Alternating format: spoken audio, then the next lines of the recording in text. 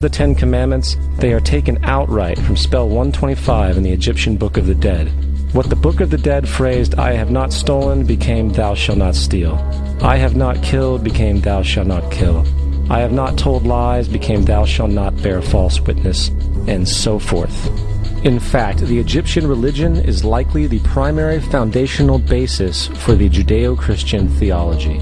Baptism, afterlife, final judgment, virgin birth, death and resurrection, crucifixion, the Ark of the Covenant, circumcision, saviors, Holy Communion, Great Flood, Easter, Christmas, Passover, and many, many more are all attributes of Egyptian ideas long predating Christianity and Judaism. Justin Martyr, one of the first Christian historians and defenders, wrote, "When we say that he, Jesus Christ, our teacher, was produced without sexual union, was crucified and died and rose again and ascended into heaven, we propound nothing different from what you believe regarding those who you esteem sons of Jupiter."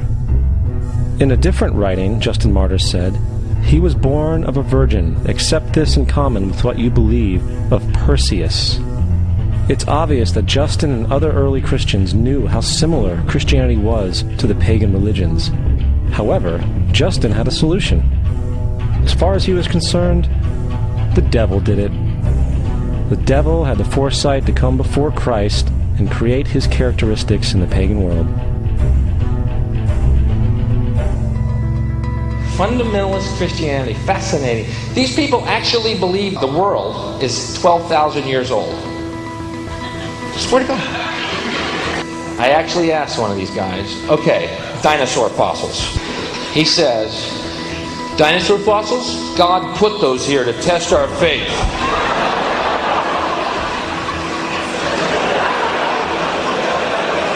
I think God put you here to test my faith, dude.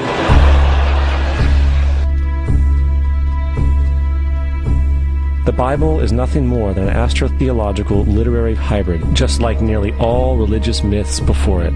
In fact, the aspect of transference of one character's attributes to a new character can be found within the book itself. In the Old Testament, there is the story of Joseph. Joseph was a prototype for Jesus. Joseph was born of a miracle birth. Jesus was born of a miracle birth. Joseph was of 12 brothers. Jesus had 12 disciples. Joseph was sold for 20 pieces of silver. Jesus was sold for 30 pieces of silver. Brother Judah suggests the sale of Joseph. Disciple Judas suggests the sale of Jesus. Joseph began his work at the age of 30. Jesus began his work at the age of 30. The parallels go on and on. Furthermore, is there any non-biblical historical evidence of any person living with the name Jesus, the son of Mary, who traveled about with 12 followers, healing people and the like?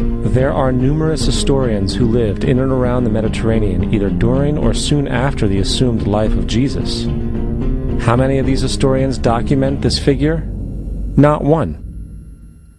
However, to be fair, that doesn't mean defenders of the historical Jesus haven't claimed the contrary. 4 historians are typically referenced to justify Jesus' existence. Pliny the Younger, Suetonius, and Tacitus are the first 3.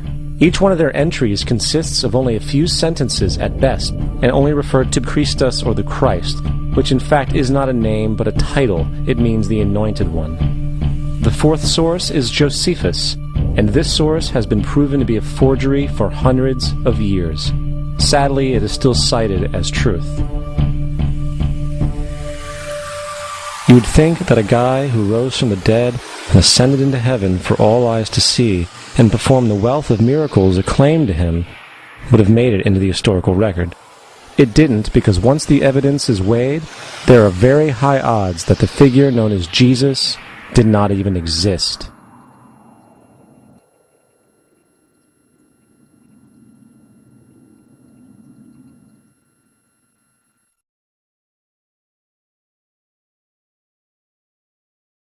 We don't want to be unkind, but we want to be factual. We don't want to cause hurt feelings, but we want to be academically correct in what we understand and know to be true. Christianity just is not based on truth. We find that Christianity was in fact nothing more than a Roman story developed politically. The reality is, Jesus was the solar deity of the Gnostic Christian sect. And like all other pagan gods, he was a mythical figure. It was the political establishment that sought to historize the Jesus figure for social control. By 325 AD in Rome, Emperor Constantine convened the Council of Nicaea. It was during this meeting that the politically motivated Christian doctrines were established, and thus began a long history of Christian bloodshed and spiritual fraud. And for the next 1600 years, the Vatican maintained a political stranglehold on all of Europe, leading to such joyous periods as the Dark Ages, along with enlightening events such as the Crusades and the Inquisition.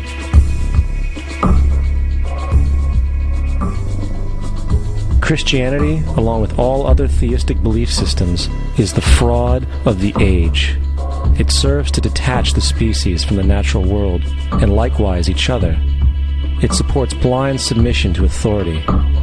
It reduces human responsibility to the effect that God controls everything, and in turn awful crimes can be justified in the name of a divine pursuit. And most importantly, it empowers those who know the truth, but use the myth to manipulate and control societies. The religious myth is the most powerful device ever created and serves as the psychological soil upon which other myths can flourish.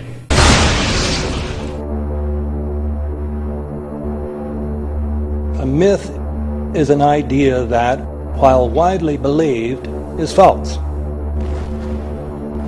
In a deeper sense, in the religious sense, a myth serves as an orienting and mobilizing story for a people. The focus is not on the story's relation to reality, but on its function. A story cannot function unless it is believed to be true in the community or the nation. It is not a matter of debate. If some people have the bad taste to raise the question of the truth of the sacred story, the keepers of the faith do not enter into debate with them. They ignore them or denounce them as blasphemers.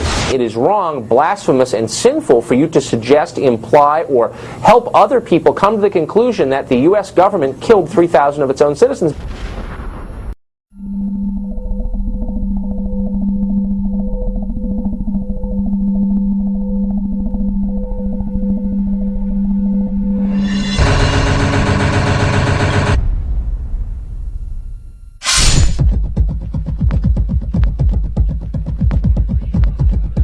The old appeals to racial, sexual, and religious chauvinism, to rabid nationalist fervor, are beginning not to work. This is who I am, and whether I'm good or bad, or achieving or not, all that's learned along the way. Because it's just a ride, and we can change it anytime we want. It's only a choice. No effort, no work, no job, no savings of money. I realized that I had the game wrong. That the game was to find out what I already was. Find out what I already was. You know, evolution did not end with us growing thumbs. And the reason our institutions, our traditional religions are all crumbling is because they're no longer relevant.